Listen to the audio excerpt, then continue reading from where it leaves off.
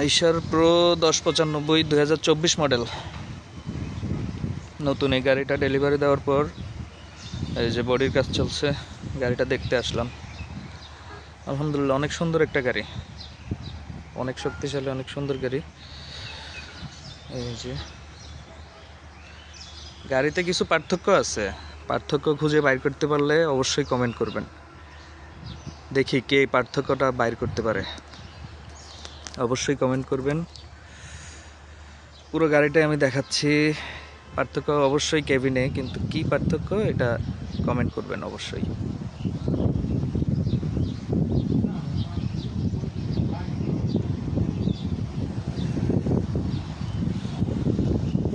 এই গাড়ি দিয়ে মূলত হচ্ছে পাহাড় থেকে বিভিন্ন সবজি বা ফল এগুলো টানা হবে।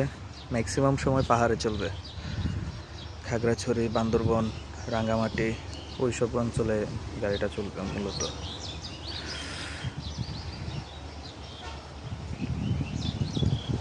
আগের গাড়ির সাথে কোনো পার্থক্য খুঁজে পান কিনা জানাবেন অবশ্যই।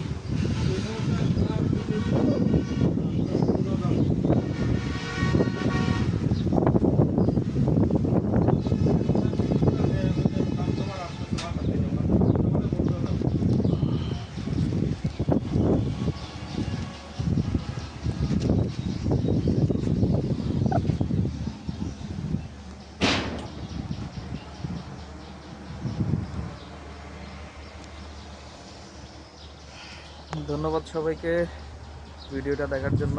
বেশি বেশি শেয়ার করবেন।